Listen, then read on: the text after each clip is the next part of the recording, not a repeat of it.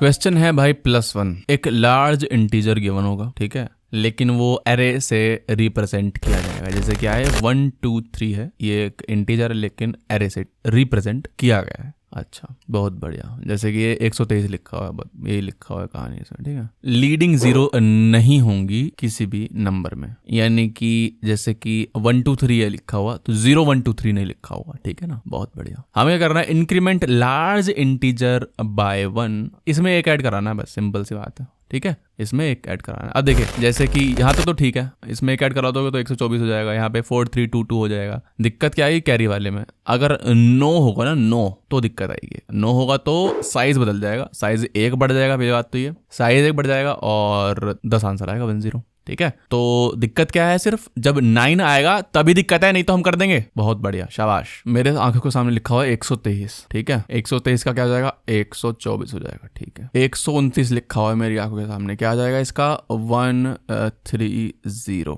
ठीक है। मेरी आंखों के सामने लिखा हुआ है 199, इसका क्या हो जाएगा 200, ठीक है। फिर लिखा हुआ है मेरी आंखों के सामने 899, इसका क्या हो जाएगा, इसका हो जाएगा 900, बोले तो 900 हो जाएगा, ठीक है। मेरी आंखों के सामने लिखा हुआ है 999, इसका क्या हो जाएगा, इसका हो जाएगा, अब देखो इसका होगा 1000। तो भाई इतना समझ में आता है, इतना समझ में आता है। अगर सारे के सारे 9 होंगे ना तभी एरे का साइज 1 ज्यादा होगा, ठीक है। समझ रहे हो बात को, एरे का साइज तभी 1 बढ़ेगा इसमें। यहाँ पे 3 साइज है, यहाँ पे 4 साइज हो गया, ठीक है। यानी कि झोल जो होगा तभी होगा जब सारे के सारे 9 होंगे। एक भी 9 नहीं है ना तो हमारा काम बन जाएगा। जैसे यहाँ पे 1 9 नहीं था, 8 था यहाँ पे, तो जो कैरी आई थी वो इसने एब्जॉर्ब कर ली, ठीक है। 8 और 1 9 हो गया। अच्छा, तो एक काम करते हैं भाई, एरे में पीछे से चलते हैं, ठीक है, और एक ऐड करा देते हैं, ठीक है। एक ऐड करा देते हैं, लेकिन अगर 9 आता है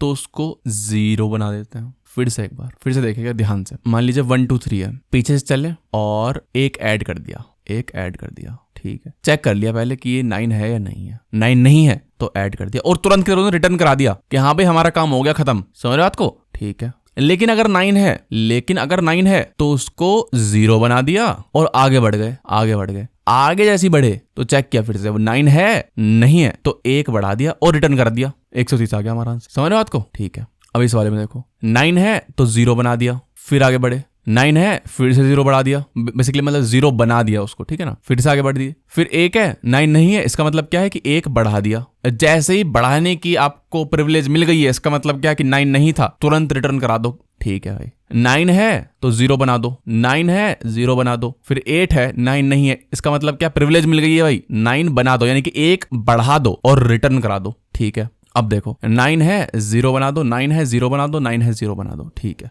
अच्छा, अब क्या करूं भाई, अब ध्यान से देखो, मैं चेक कर लूंगा, ठीक है। हर जब एरे पूरी निकल जाएगी, या तो रिटर्न करा रहा हूं मैं, सिंपल सी बात है। देखो हर केस में देखो रिटर्न करा रहा हूं, हर केस में रिटर्न करा रहा हूं, हर केस में रिटर्न करा रहा हूं। रिटर्न कब नहीं होगा, जब ऐसी सिचुएशन होगी। कोड में देख लोगे ना एक बार, समझ में आ जाएगा, ठीक है। अगर समझ में नहीं आ रहा है तो अच्छा, अगर रिटर्न नहीं हो रहा इसका मतलब क्या, मैं चेक करा लूंगा। चेक करने की जरूरत भी नहीं है। अगर रिटर्न नहीं हो रहा इसका मतलब क्या है कि भाई सारे 0 ही होंगे। समझ रहे बात को। अगर रिटर्न हो जाता है इसका मतलब क्या है कि कोई सा एक नॉन 9 था, ठीक है। देखो यहाँ पे 1, यहाँ पे 3 ही था, यहाँ पे ये था, यहाँ पे ये था, यहाँ पे ये था, ऐसे एक नॉन 9 था तो रिटर्न हो रहा था। अब क्योंकि रिटर्न नहीं हो रहा है इसका मतलब क्या, सारे 9 ही रहे होंगे, तो बेसिकली कुछ नहीं कराना है मुझे, क्योंकि ये 3 नंबर की एरे थी, मेरे को 4 की लेनी है और उस ARR 0 पे 1 डाल देना है और बाकी के 0 तो रहेंगे, ठीक है। एक बार कोड देख लेते हैं, सब समझ में आ जाएगा।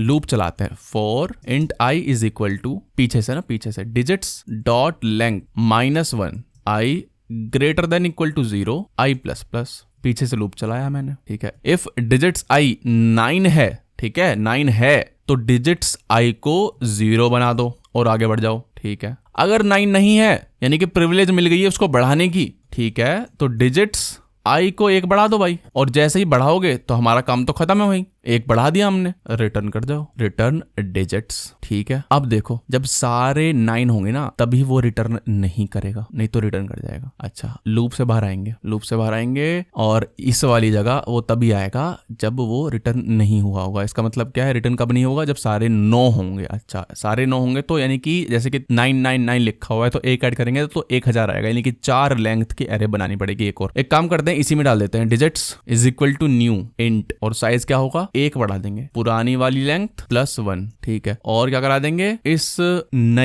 नई एरे का पहला एलिमेंट 1 बना देंगे, जैसे 999 लिखा हुआ है। ठीक है, तो अब क्या हो जाएगा, अब हो जाएगा देखो ये 0000। ठीक है, इनिशियली क्या था 999, इनिशियली 999 था, अब 000 है। ठीक है, अब क्या हो जाएगा यहाँ से 1000। ठीक है भाई, और फाइनली रिटर्न करा देंगे क्या, डिजिट्स को। ठीक है भाई, रन कराओ, एक्सेप्ट हो गया, सबमिट करा दो भाई। सबमिट नहीं हुआ है क्योंकि index out of bound error आ रही है। क्यों आ रही है भाई, देख लेते हैं। I++ लिखा हुआ है मैंने यहाँ, I- आएगा। उल्टा लूप चला रहे हैं ना, उल्टा लूप चला रहे हैं, तो सबमिट कराते हैं भाई। ठीक है भाई, सबमिट हो गया। 0 ms ग्रेटर देन 100%, बहुत ही बेहतरीन। Time complexity big of n की होगी वर्स्ट केस में। ठीक है, स्पेस कम्प्लेक्सिटी क्या है, और स्पेस कम्प्लेक्सिटी भी बिग ऑफ n ही होगी। ठीक है, वैसे तो हम चेंज नहीं करेंगे, अगर वर्स्ट केस में चेंज करना पड़ेगा, जैसे कि 999 आ गया था तो उसमें चेंज करना पड़ा है, बिग ऑफ n+1 होगा जो कि बिग ऑफ n ही होता है, तो टाइम भी और स्पेस भी बिग ऑफ n ही है। ठीक है भाई, तो क्वेश्चन समाप्त हो जाता है।